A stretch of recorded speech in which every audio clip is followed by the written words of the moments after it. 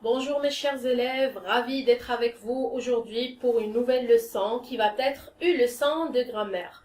Mais avant bien sûr de commencer avec la nouvelle, ça ne va pas être grave si on fait un petit rappel sur la notion précédente, toujours à la grammaire et qui était la leçon de la cause.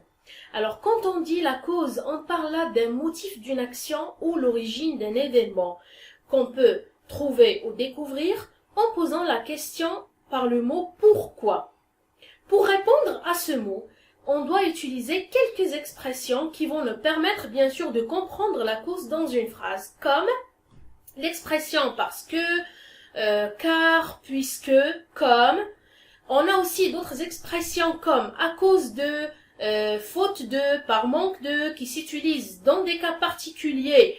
Et là, je parle des situations défavorables, ça veut dire des situations qui sont négatives, sans oublier la petite expression grâce à qui nous permet de découvrir une cause qui est en situation favorable, ça veut dire une situation qui est positive.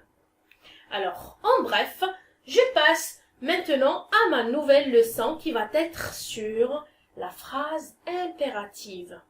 D'après le titre, vous allez connaître de quoi s'agit-il d'une certaine manière parce qu'on a déjà travaillé sur les types de phrases et on a déjà aussi travaillé sur la phrase impérative. Là, on va encore reconnaître les différentes caractéristiques de la phrase impérative et comment peut-on la distinguer d'autres types de phrases. Alors, pour commencer toujours, et comme d'habitude, on va commencer par des exemples notés sur le tableau qui vont nous permettre de comprendre facilement la notion. Alors A, vous avez « Empruntez le passage pour piétons quand vous traversez ». La phrase B « Respectons le code de la route ». La phrase C « Ne traversez pas quand le feu est vert ». La phrase D « Arrête de jouer au ballon dans la rue. Tu risques de te faire écraser ». Voilà, donc après avoir fait la lecture des exemples notés sur le tableau, je vais vous inviter maintenant à faire l'observation d'abord sur la ponctuation des phrases. Alors comme vous voyez là, la ponctuation se diffère d'une phrase à l'autre. Si vous voyez là, dans la première phrase, on a terminé notre exemple juste avec un point simple, mais pour les phrases restantes, on les a terminées par des points d'exclamation. Quel est le secret alors d'utiliser ces signes de ponctuation? On va le découvrir ensemble. Dans chacune des phrases, j'ai déjà écrit des mots en couleur. Emprunter, respectant, traverser, arrête. Et comme vous voyez là, ce sont des verbes. Si je veux trouver l'infinitif d'abord de chacun, alors emprunter, c'est le verbe emprunter à la fin ER. Pour le deuxième verbe respectant, c'est le verbe respecter. Encore une fois, c'est un verbe qui se termine avec ER, donc c'est un verbe du premier groupe. La même chose pour traverser, c'est le verbe traverser, tout simplement, infinitif en ER, ça veut dire verbe du premier groupe. Et arrête, c'est le verbe arrêter, toujours du premier groupe. C'est bien. Maintenant, j'aimerais bien relever ou trouver le sujet de chacun de ces verbes. Si j'observe, je ne vais pas trouver qu'il y a des sujets. Devant chaque verbe, il n'y a pas de sujet. Regardez. Alors, on a emprunté directement, écrit au début de la phrase. La même chose pour respectant. Et il n'est pas précédé d'un sujet. La même chose pour traverser et encore pour arrête. Alors, ces verbes, ils sont écrits ou ils introduisent les phrases sans sujet exprimé. Automatiquement là, quand je trouve qu'un verbe est conjugué sans sujet, je pense automatiquement au temps du présent de l'impératif.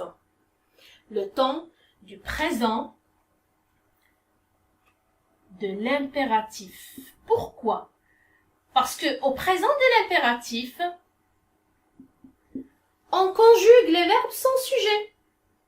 Et ils se conjuguent juste à 3 personnes. On va voir si les verbes qui sont déjà notés sur le tableau sont vraiment juste, conjugués juste à 3 personnes. Si je prends d'abord emprunter, la terminaison du verbe ici c'est EZ. Cela signifie qu'il est conjugué à la deuxième personne du pluriel. Si je passe maintenant au deuxième verbe, respectant, terminaison avec ONS, cela veut dire que le verbe est conjugué seulement à la première personne du pluriel.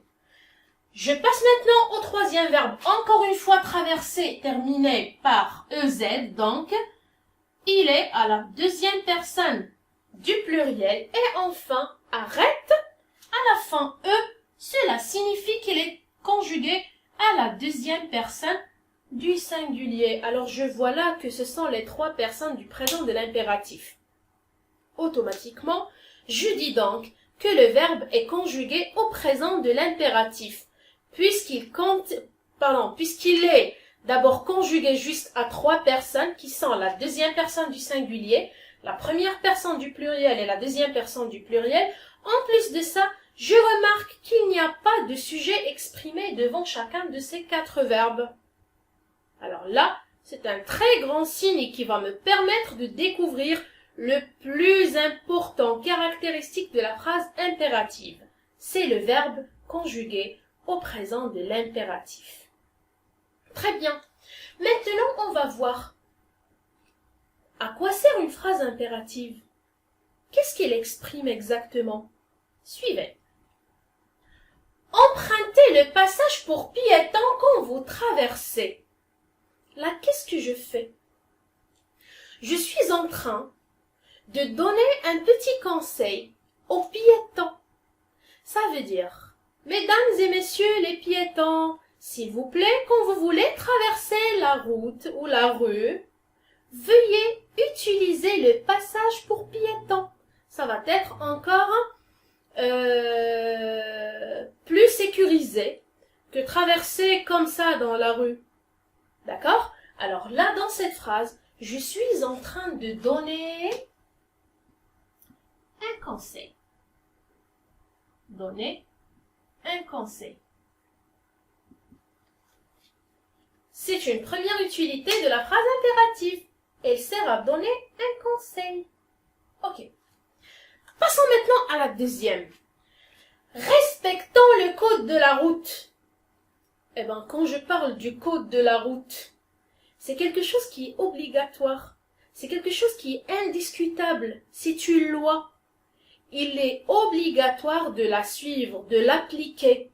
Alors, quand je parle d'une chose qui est obligatoire, quelque chose qui est en relation avec des codes ou avec des lois, automatiquement là, je donne des ordres. Ok?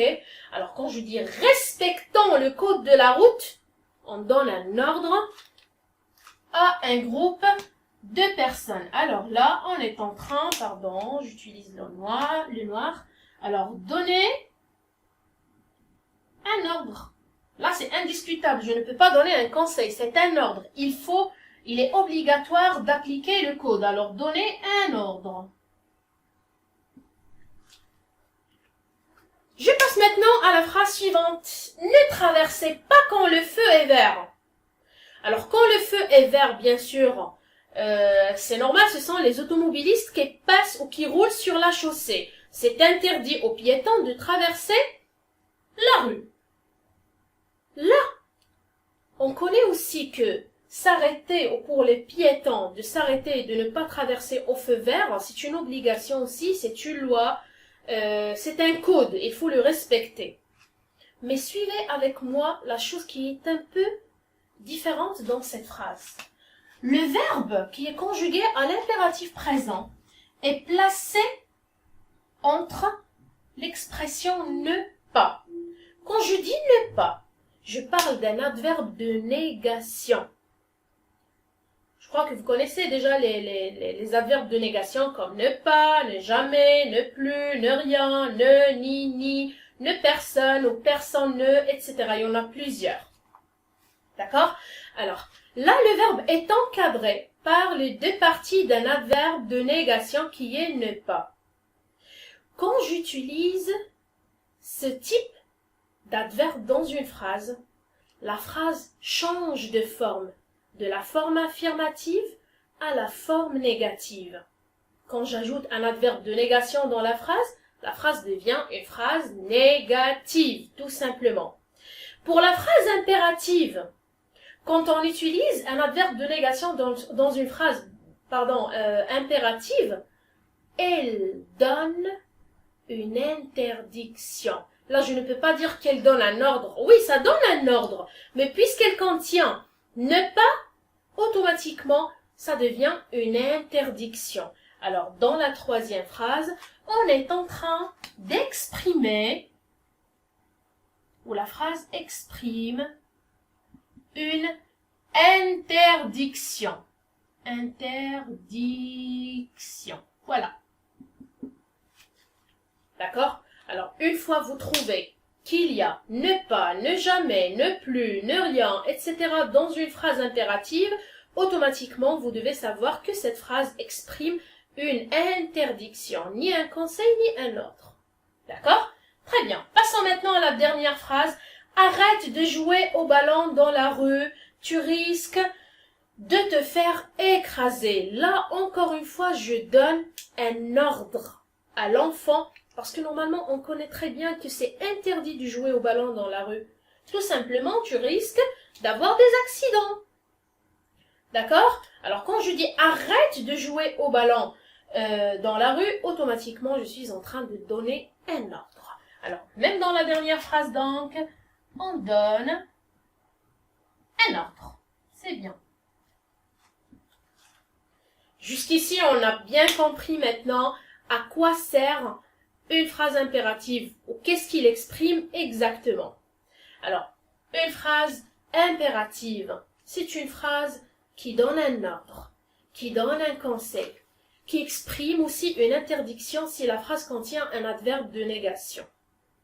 Mais quelles sont les caractéristiques les plus importantes de la phrase impérative? D'abord, la phrase impérative, c'est une phrase qui doit contenir un verbe conjugué à l'impératif présent, comme ce que nous avons déjà trouvé dans les 4 situations.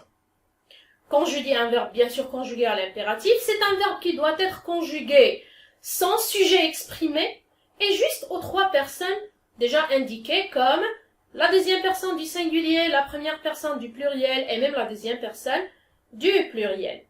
Revenons maintenant à la ponctuation. On dit que la phrase impérative peut se terminer par un point simple, peut se terminer aussi par un point d'exclamation. Mais il faut faire attention pour ne pas confondre la phrase impérative qui se termine par un point simple avec la phrase déclarative et ne pas confondre la phrase impérative aussi qui se termine par un point d'exclamation avec la phrase exclamative. Où est la différence? Tout simplement, la différence c'est que la phrase impérative, que ça soit qu'il se termine par un point simple ou par un point d'exclamation, elle contient toujours un verbe à l'impératif. Dans la phrase déclarative qui se termine un point simple, je ne peux pas trouver un verbe à l'impératif. La même chose pour une phrase exclamative. Elle exprime un sentiment, mais elle ne contient pas un verbe à l'impératif. Et voilà comment peut-on donc distinguer entre la phrase impérative, la phrase exclamative et la phrase déclarative. J'espère bien que j'ai pu donc parler des différentes caractéristiques de la phrase impérative, que je n'ai rien laissé, que je n'ai rien oublié. J'espère que vous avez bien compris. Merci pour votre attention, mes chers élèves.